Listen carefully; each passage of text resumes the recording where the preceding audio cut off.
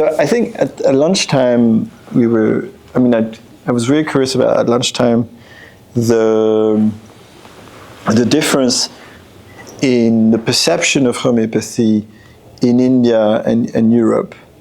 You were mentioning 12,000 homeopaths trained per year? 19,200, something like that. Yeah. 19,200. 19,000. And so maybe could you tell us about the situation in India, because you also then mentioned how it's a bit of a artificial situation because actually they're much younger. So I don't know if you want to start with, because for me, from a kind of European perspective, the situation in India is extremely promising because there's so much happening in terms of homeopathy. You know, thousands and thousands of homeopaths being trained. It's a recognized medicine, supported and researched, the CCRH. And so from a European perspective, you really look to India and go, wow, it's really amazing. And this is like kind of the future, and we need to be looking to India. And so I was really interested in your perspective in terms of the numbers and the reality of the training and what's happening for you. So a lot of people, when I teach especially in East Europe and West Europe and America and Australia, this question comes up that why homeopathy is flourishing in India so well. Yeah. The answer lies in that it's not in India, but because of the Eastern or the holistic philosophy what India has imbibed. Mm-hmm. And the principle of homeopathy, what we call it, that when two similar things comes together, mm-hmm. the stronger takes care of the weaker.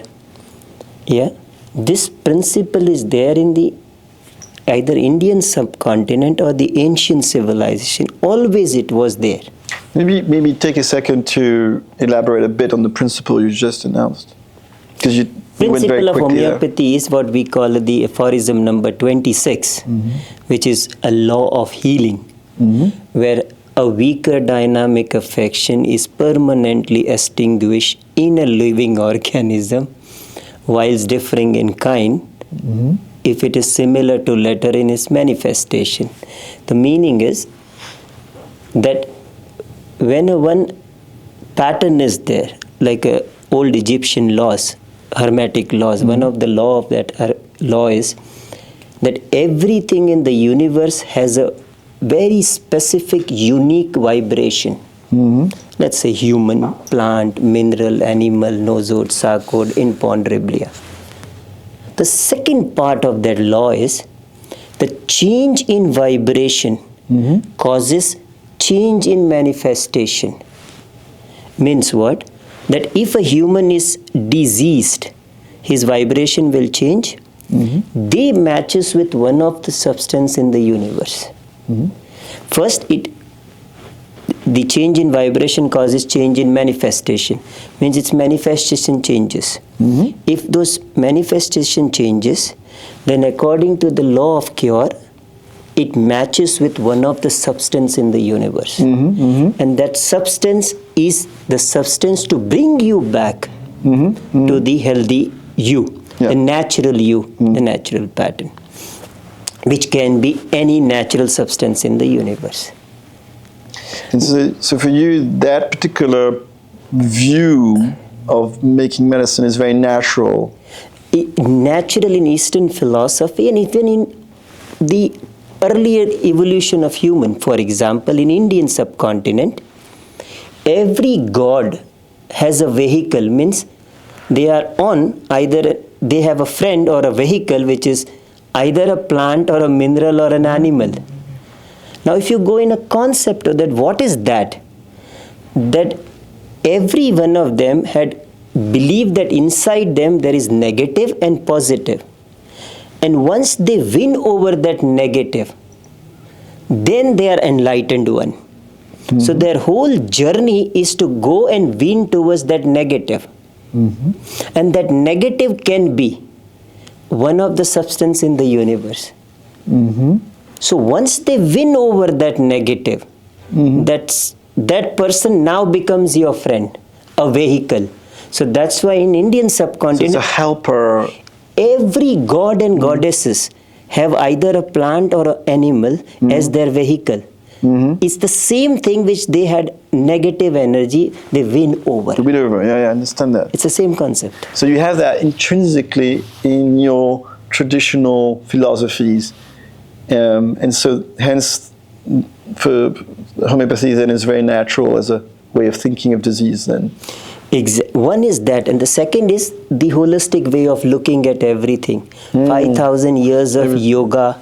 If you see India, yoga, Japan, Zazen and Tao, China, Confucius, all this philosophy always existed in this. So to embrace something which is holistic, something which is But you're pointing also at something Vitalistic. spiritual and non-dual, so that everything is holistic. There's everything that the universe is talking to you, that you're getting the messages of the disease.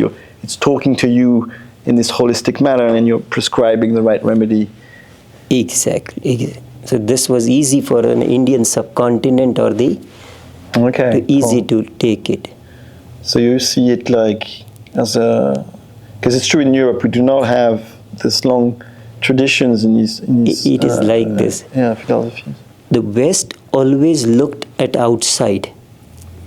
Answer. That's why the West gave mineral periodic table. The West gave botany. The West gave zoology. The West gave a system.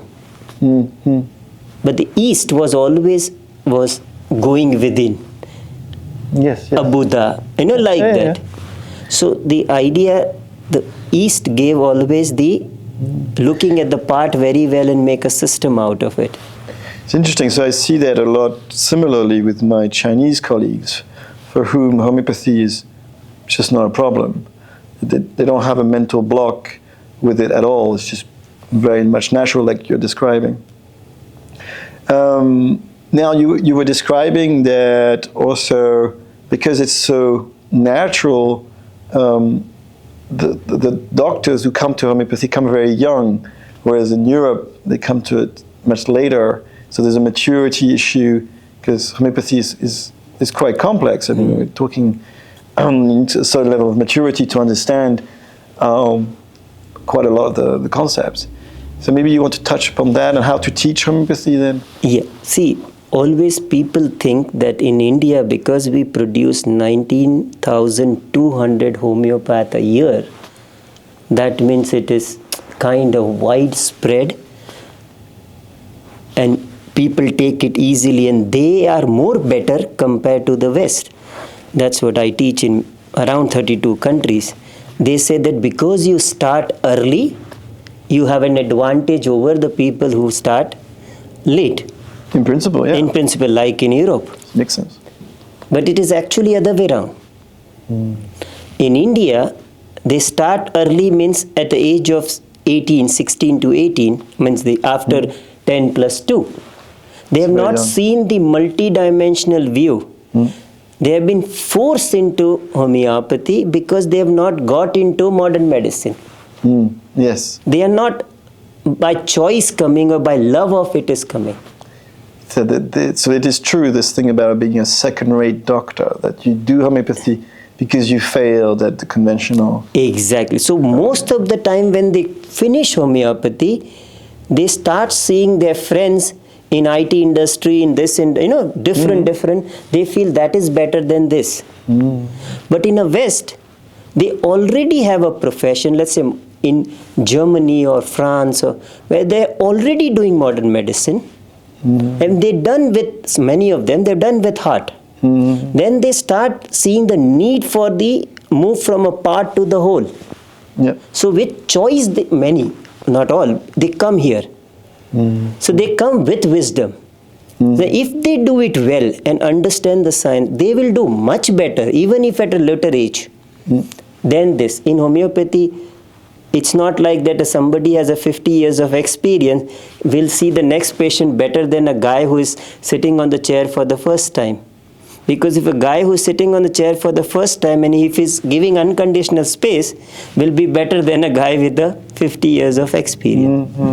So in that way, in fact, West will do more better in homeopathy because it's a choice. And a choice after seeing the profession and now moving towards holistic. That's how I see it. Interesting.